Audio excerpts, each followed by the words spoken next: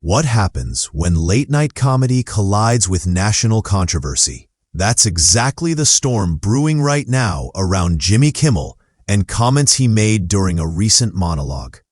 The remarks have not only led to public backlash, but also prompted one of the country's largest media companies, Sinclair Broadcast Group, to step in with serious demands. Sinclair, which owns multiple ABC affiliates across the United States, has insisted that Kimmel directly apologize to the family of conservative activist Charlie Kirk, who was tragically killed.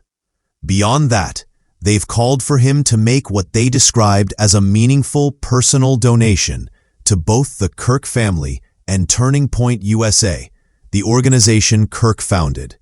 Until these requests are addressed, Sinclair has announced that its affiliates will indefinitely preempt Jimmy Kimmel Live, a move that underscores just how high the stakes have become in this controversy. The heart of the issue lies in a monologue where Kimmel speculated about Tyler Robinson, the 22-year-old accused in Kirk's death.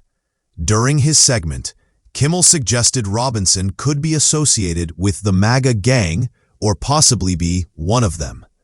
Those comments sparked immediate anger, with critics calling them insensitive and inappropriate given the tragedy's circumstances. Sinclair wasn't alone in expressing outrage. The Federal Communications Commission, FCC, still under the influence of the Trump administration, also weighed in sharply, describing Kimmel's words as damaging and irresponsible. This federal involvement raised the stakes even higher, turning a late-night comedy bit into a flashpoint that touches politics, regulation, and the business of broadcasting. What began as a few speculative remarks has now escalated into a national debate about accountability, freedom of speech, and the role of humor during times of grief. Sinclair's vice chairman, Jason Smith, issued a firm statement that underscored the company's position. He declared that Kimmel's comments were deeply insensitive at a critical moment for our country, stressing that broadcasters have a responsibility to elevate respectful and constructive dialogue in their communities. In addition, Smith argued that this controversy illustrates why the FCC needs to take regulatory action to re-examine the control national networks have over local affiliates. By framing the dispute as both a matter of ethics and regulation, Sinclair is signaling that this is more than just one comedian crossing the line.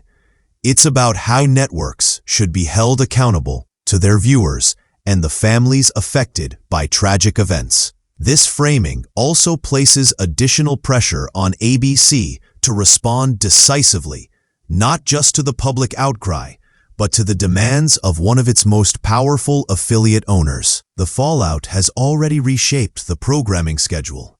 Sinclair announced that its ABC affiliates would not air Jimmy Kimmel Live for the foreseeable future.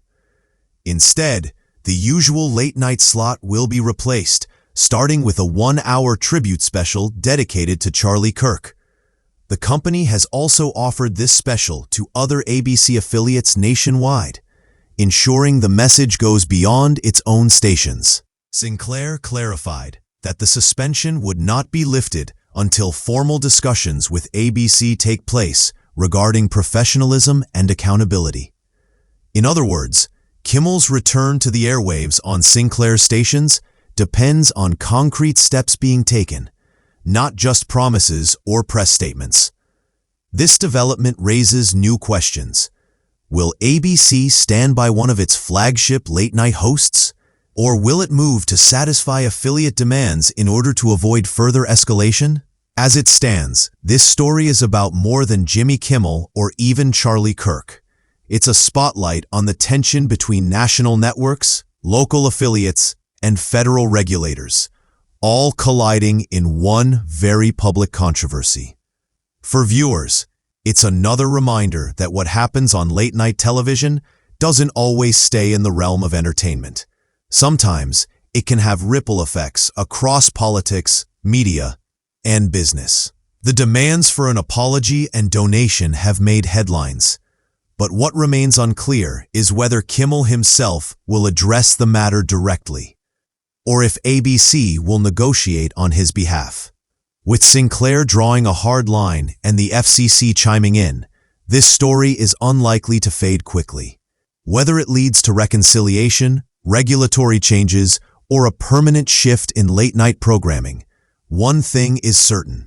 This controversy has turned the spotlight on issues far larger than a single monologue.